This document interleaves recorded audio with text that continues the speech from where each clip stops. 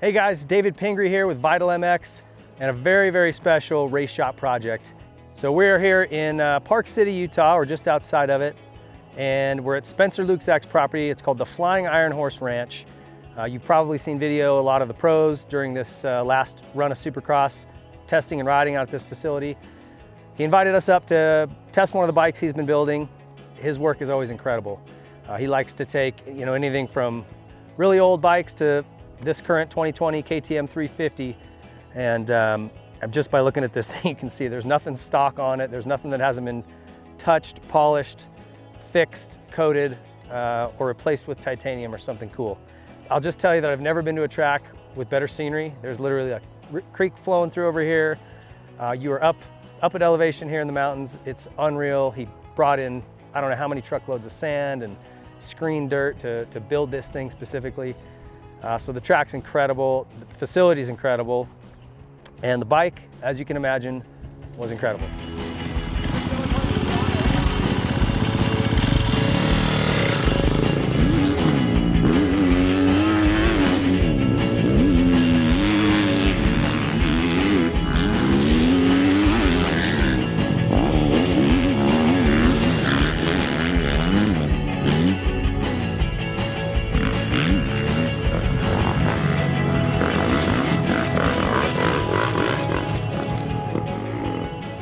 Hey everyone, Spencer Luczak here. We are at our home facility just outside Park City, Utah. This is the Flying Iron Horse Ranch.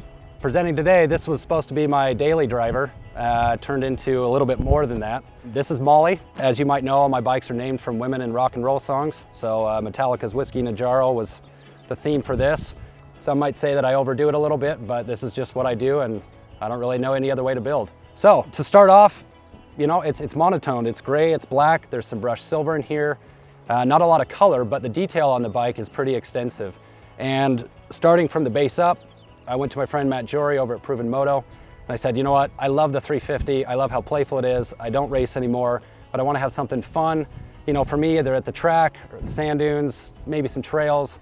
Let's build a motor that is reliable, but it really just reinforces all the strengths of the bike and then gives it a little bit more of that low-end grunt where it's lacking some of its finesse. Knowing Matt, he always takes care of me, he helps out, we do the best we can, and I wanted to showcase some of his work, his handiwork over the years. And so the Powerplant for this 350 is a reliable, yet very strong, fast motor. And where we're up here just shy of 6,000 feet elevation, we've got to make everything we can to make sure the bike doesn't feel like it's slow. So inside the motor, we do have works cam, port work, head's been milled, high compression piston. Today we are running Pro 6. And it's got a twin air filter cage on it. So we took out that back screen. And then something I'd learned from one of the earlier shots with Vital is switching out the air boot to the previous model. It's got a longer stack on it, which allows us to get more of that bottom end back. And I talked to Jamie Ellis about it, and he said they were able to get about a foot-pound of torque, something back, just going to that other air boot. Not only did we make the internals as bulletproof as we can, Jim Hasker helped us out with all of the micro finishing, micro polishing. He does a really good job, and he knows my builds are meticulous, so he spends a lot of time going in between those gears to make sure that it's spinning as freely as it can. And if you look closely, you'll notice that some of the coloring on the motor is a little different. We vapor honed it, cleaned it, polished it, and then we went down and actually did kind of a ceramic coat, but it's a little bit harder base. It's like acadizing. We did this nice gunmetal gray to offset the 50 shades of gray throughout. Even the cylinder base, you got the top up here with our custom laser engraving by MHR. Nick I've been working with to do some other cool engravings. And then down below doing the primary case and the water pump with a Nihilo Concepts billet water pump impeller. Give it better flow, it spins freer, it's a lot stronger. So that's the motor, that's roughly the Powerplant. Obviously FMF on here, running their tie header up front. My good buddy Luke Santos does a lot of work for me, helping to hand polish and do a hand brush finish, and then we heat treat it before we get any prints on it. And we're actually running a stainless rear end, not just for the look, but we hand brush finished it, adds a little bit more durability in the canister in case it tips over, and it complements the theme of the bike. So Powerplant, very strong, thanks to everyone involved on that side. Moving on to the suspension. I've never owned the National Shock that MX Tech makes, and I've never owned a set of Works cone valve WP forks. So I was able to call in some favors. We got a set of used spring forks And then I sent them back over to Japan where they Kashima coated them, took the red seals off, and we did a hard polished anodizing to fit the theme. So I've never seen a set of Works WP forks with this on, but with this MX Tech National Shock, the colors are phenomenal, but the performance is what we were really after. This shock by itself, with all its billet hardware, it's not even running a tie coil, dropped 2.5 pounds over what you would have on a track shock. So as long as the performance is there, we're getting significant weight savings, bringing it back down. So far so good. It looks phenomenal. The shock coil is actually done in a black chrome coating, so it matches the DLC that comes through. And you'll see really close, there's a little hang loose in there. So custom decals that they let me kind of fit up. Super excited about that. These are a set of wheels that Warp 9 helped create. It's running their 7050 grade aluminum Warp 9 Elite rim. So a pretty stiff rim, but the coolest part about this that you'll see in other photos and some of the video, the spokes are actually all titanium. It's a cold rolled titanium mixed in with the billet and the kind of Kashima coating we put on the hubs. When you get up nice and close, you'll notice that the hub is actually the standard KTM hub. And I wanted to utilize it with those tie spokes because it's been race proven. They're awesome and they're super lightweight. I think in the market, they're one of the lightest hubs out there. So I sent the hubs and a list of other parts over to Jerry at Illuminart, and he does this coating that looks just like Kashima, he calls faux Shima, to match in with our true Kashima bits and pieces on the suspension. And we saved 2 pounds of weight on each wheel set. So just in the wheels alone, you're saving 4 pounds of unsprung mass, which I've learned is critical for accelerating and stopping. Getting into breaker bumps, you notice a difference. So 4 pounds total weight, and then running Warp 9's tie axle front and rear and pivot bolt was another 1.5 pounds of weight savings. So between the wheels and some of that low end mass, we're in the 5.5 pound, shaving rate, and we just upped it by 4.5 foot-pound of torque and almost 8 brake horsepower at peak. So that kind of gives the overall feel of the bike. But then going into the bits and pieces, Works Connection has always been good to us. They've always helped out with some of these little knickknacks with custom numbers. Pingree and I share the 101, so it makes it a lot easier to test. We don't have to keep switching stuff out. So Works Connection, thank you so much there. Nihilo Concepts has been helping me out with some of my builds. Their carbon skid plate down here, it mounts right up. There's no mounting tabs. It takes 30 seconds, bolt it all up. It's nice, it's very, very clean. So they do a great job with that. We also have their billet throttle housing. And this thing it's so light, it's so buttery, and paired with these ARC Memlon levers, it just has a fit and feel that I've kind of grown to love. So with the hydraulic clutch and the brakes, factory Brembo brakes on here that we bought through Grant Langston's Motorsports dealership, they were able to help us out on those price-wise. And then with some of the other bits on here, obviously Hinson Clutch. Rob, you are the man. Thank you for all you do, supplying us to make sure that we're getting everything we can out of the motor. Moto Stuff does a lot of my braking, and their brake rotors are phenomenal. The modulation in there, Scott does a phenomenal job at testing those, and obviously supplying the Pro Peg, tie foot pegs, and a few other bits there. It just complements the bike in a way that all your contact points feel comfortable. With these X-Trig clamps, I haven't got to run their new mounting system up here, but Technical Touch was able to support us on there, so I'm excited to get some feedback. And other than that, DID supplied the chains. This ERT3 chain is phenomenal.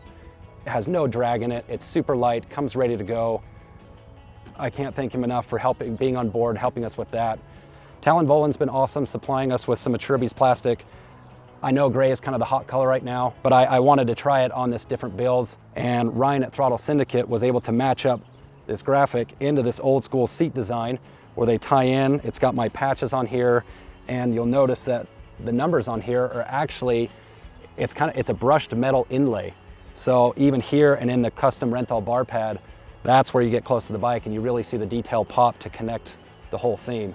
So Ryan and your son, you guys did a great job. Thank you for working with me. Thank you for your patience and getting everything together to just make it look factory, but different. With Atrubis, I am running one of their carbon rotor guards on there. It looks killer. And then Will over at Lightspeed started making these factory Akrapovic chain guide. So it's full carbon. Everything's been CNC machined, so I am running one of those on there. Legacy Carbon, they've got this little down piece over here of carbon that helps all of the guides, the wires that come down the side of the motor over the ignition. Also with the ergonomics of the bike and the performance of the chassis itself, This is where I don't get to always test product, but I know recently these new headstay mounts and engine mounts from factory chassis parts has been kind of a hot topic. So Chris sent me a pair, and normally they come in more of a bronze orange color, but again, I couldn't leave well enough alone. I wanted to tie in with the burnishing of the pipe and some of the Kashima. So I had Aluminart also take those, hand polish them. We re-laser etched them, put some titanium bolts in to see kind of how it felt. And FCP with their motor mounts, we've got their tie foot peg pins as well. And one of the last things, which obviously the bike comes standard in a black frame, not a black swing arm. Well, I couldn't leave the black powder coat on. One, it was too thick, and it wasn't quite the colorway that I wanted. So we stripped everything down, chemically stripped it. We went through and vapor honed both pieces, and then after we dried that out, this is actually done in a product called Steel It, and it holds up really well to abrasion. It's corrosive resistant, and you can weld over the top of it. And the other nice thing for building custom bikes, it's not like powder coat where it builds up these intolerances to putting bolts in. We were able to slide stuff in without shaving the frame down. So it took about 4 cans of aerosol to do the frame and the swing arm.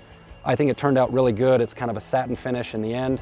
Up in the front, we didn't really have it tuned in today, but I do run a Ride Engineering steering damper setup. It's a Honda Showa steering damper. Ride Engineering builds the pieces that go on, and Adrian does help me out with those, so I appreciate getting that in. We'll be able to dial it in on the rougher tracks. So now that we've gone pretty much through the whole bike, I hope I didn't miss anything. I think it turned out beautiful. Not only does it look just killer, I think Ping had a fun time on it, and I know Grant Langston had a fun time on it. So we'll kind of turn it back to them. We'll see how it handled on the track, and hopefully I get to go ride it sometime this week. We'll see.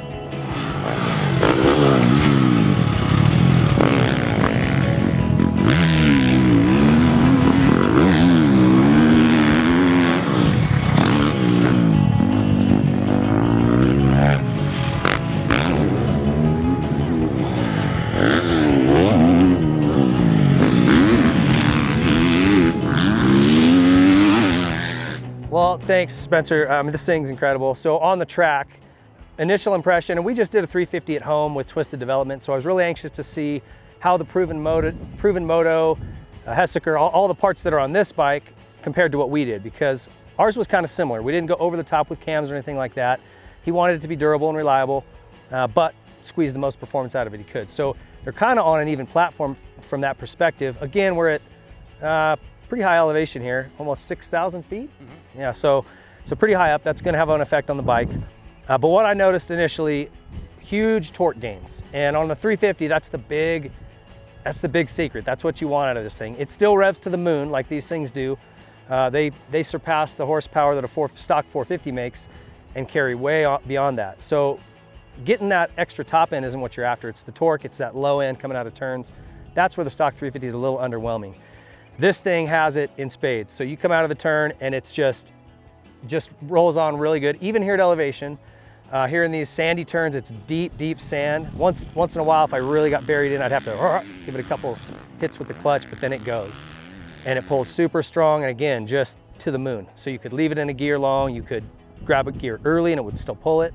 So the motor was great. I will tell you, it took me a little bit of time to get the jumps down on this track. As a guy who's doesn't ride every day, there's some big jumps out here. There's a couple that are pretty good size. The road gap over here, they call it, I jumped to flat like Evel Knievel the first time. And to the credit of the suspension, it soaked it up great. The suspension is a little bit firm, and I told Spencer that he may wanna, when he gets to tracks that are more small chop and bumpy, he may end up coming out on the compression clickers and trying to look for a little more give in that, just so it's a little more subtle on the small stuff or supple.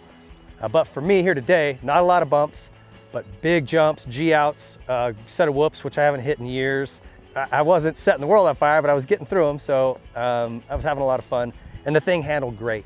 Awesome clutch feedback, full Hinson setup, so no surprise there. Tires were great. It's the Dunlop. It's the setup that I like, the 5333. Amazing foot pegs again. I always say I'm big on my contact points, so grips, pegs, and seat, and all that stuff was just perfect. Bike's really comfortable. And then a lot of the chassis stuff, it's really tough, the factory chassis parts and the different things he's done to it. It's hard for me to tell because I'm not riding it back to back with the stock components, but I can just tell you that it tracks really well. There's a set of sand rollers that you kind of manual through. And obviously you're coming from left to right in a lot of these little tight sandy switchbacks. and the bike lays out of one turn and into another really easily. You're not ever fighting it. The only issue I had with turning it in terms of the chassis was at times on the flat turns, and it was a little muddy early, but the front end would push a little. And I said, again, that's just a condition of that stiff front end. You know, once you come out a couple clicks on that compression, it'll settle in a little in that turn and bite better. Arc levers, which are really cool, and these are the Memlon bendable ones. So if you go down, which Langston took a turn and ripped the end off the grip, standard Grant Langston, but he tested the arc Memlon lever and it bent right back into place. So all around, just super stoked on the way this bike worked. I wish I could ride it at sea level, and he's talking about making a trip down to Southern Cal, so maybe we get another chance on it. But I can tell you that at this elevation, for this thing to perform as well, maybe a little better than the bike we built down there, that's really impressive. So kudos to Matt Jory and the Proven guys, everyone that's involved in making this engine work. And you heard the list of things that was done to it. It's not short, but that's what makes his build so cool. It's a piece of art. I'd put it up on a wall. He likes to come beat it up in the dirt, but anyway, amazing, amazing project. And if you ever see this at the pits somewhere, come over and check it out. He'll bend your ear telling you all about it, but it's gonna be interesting to you, so check it out. Look through all the photos that we got of this thing. Like I said, we went into a lot of detail because there is a lot of detail. Thank you guys for watching. Spencer, thanks so much for having us. This ranch is incredible. Thank you guys for watching. We'll see you next time.